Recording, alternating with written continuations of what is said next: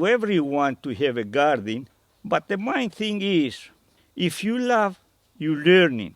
If you don't love, you don't learning. I learning a lot of things because I love it. I really love it. And when I started growing things, it was one success after another. Things would start growing. I found I was actually a natural at it. But the other thing that I really found, which is really fascinating, was the food tasted absolutely delicious. And other people who tasted it and told me, oh, this tastes great.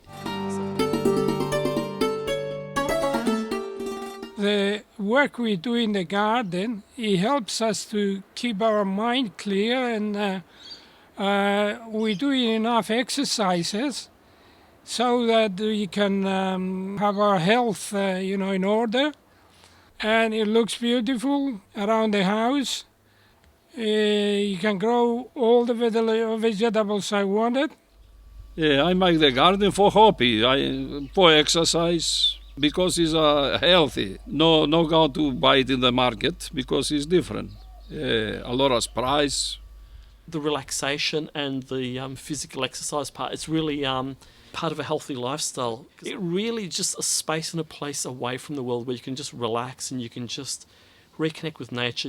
It's a really calming, meditative, peaceful place to be. It comes down to health, convenience and beauty.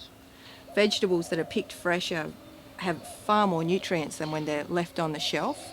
We know what we're eating. We use organic heritage seeds. There's no genetically modified organisms in there. And we know there are no pesticides and herbicides on them. They come from a nice, rich organic soil. The convenience is just fantastic. Once you've grown vegetables, it's impossible to not have a garden and not have fresh-picked vegetables. We think the garden is very beautiful. There's a lot of diversity. We interlay everything, everything's integrated, the flowers and the vegetables. It's good for the environment as well, because we collect the water to use in the garden, and also recycle washing water. No chemicals in the garden. We never spray. We use a lot of compost. We recycle the grass we cut and the scraps from the kitchen, and we made into compost. We also grow worms in the garden, and that helps a lot. We never use any fertilizers apart from sheep manure. One of the best things is that you get seasonal produce all year round, and it actually tastes very good. You know exactly what's gone into it, because with the way I grow everything, there's no chemical fertilizers, no pesticides, no chemicals of any kind, no herbicides. I don't need to do any weeding. I don't need to spray for anything. Whatever you put into the soil goes into your plants. Whatever goes into your plants goes into your body if you're going to eat it. So with this whole garden, I know exactly what's gone into it, and most of it's all grown with compost and liquid out of my worm farms. So it's all natural, it's all organic. There's a concept called food miles, how many miles your food's travelled before it gets to your table. If you look at when it comes from overseas, you've got all the ship's fuel, then you've got all the trucking and all the other freight and everything else. If you grow it in your own backyard, or you grow it locally and you do a fruit swap, we do lots of food swaps and fruit swaps where we swap excess surplus produce with other people, and all our food has 0 food miles or very little. We can virtually walk the distances that our food travels. In terms of benefits to the environment, it comes down to comparing factory farms to local organic farms or local organic gardens.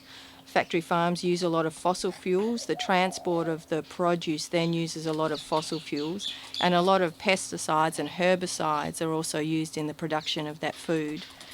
A lot less water is used in this situation. So I think that the benefits to the environment are very obvious. If everyone who was able to had their own home garden, there would be far fewer carbon emissions and a lot less damage to the environment. 就是我们呢，这是自然的种，自然的自己种的比较好一点吧。一般的呢，用水呢，我们不用水的，也没有用什么化肥。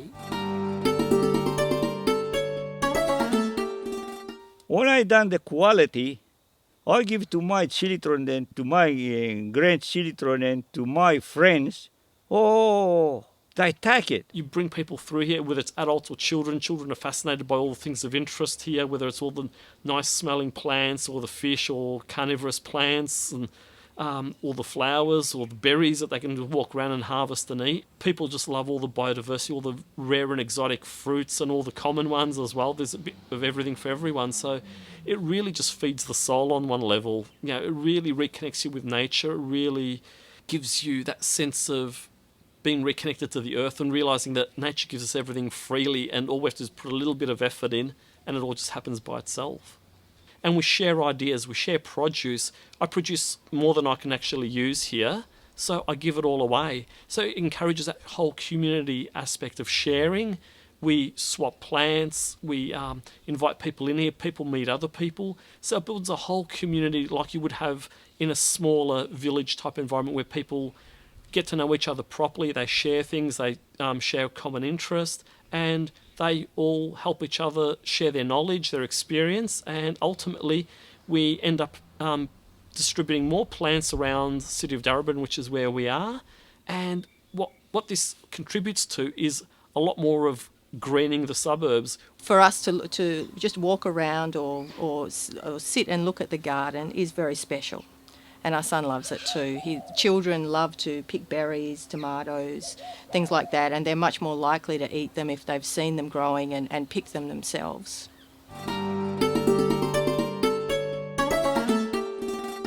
And when you get in the garden, you enjoy it, and you feel happy that you did something worthwhile. My idea is, and then all doctors say that, the exercise is the best for the old people. So I try to doing that.